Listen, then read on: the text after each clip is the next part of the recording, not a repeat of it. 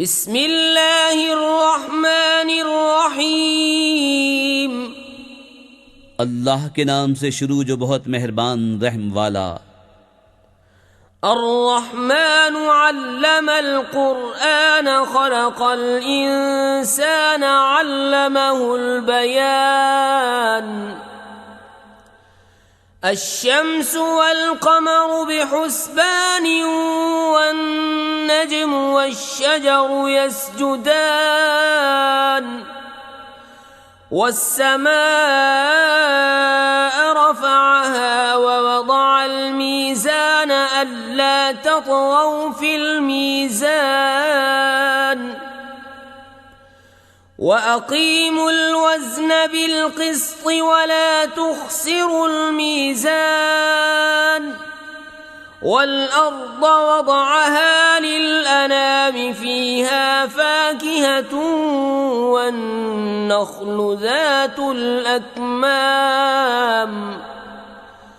والحب ذو العصف والريحان فبأي آلاء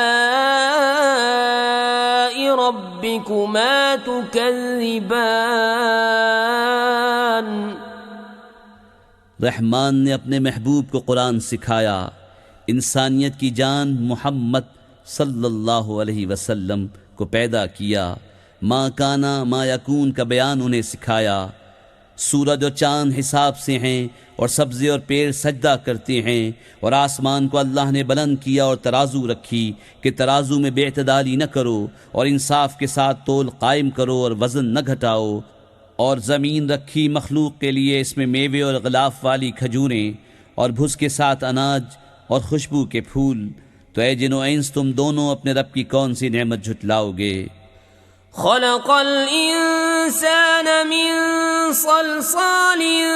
कल-फ़ख़्ख़ार व खलक़ल जान्न मिन मारिजिन मिन नार फबिअय्यि आलाइ रब्बिकुमा तुकज़्ज़िबान रब्बुल मशरिक़ैनि व रब्बुल मग़रिबैनि फबिअय्यि आलाइ रब्बिकुमा तुकज़्ज़िबान مرج البحرين يلتقيان بينهما برزخ لا يبغيان فبأي آلاء ربكما تكذبان يخرج منهما اللؤلؤ والمرجان فبأي آلاء ربكما تكذبان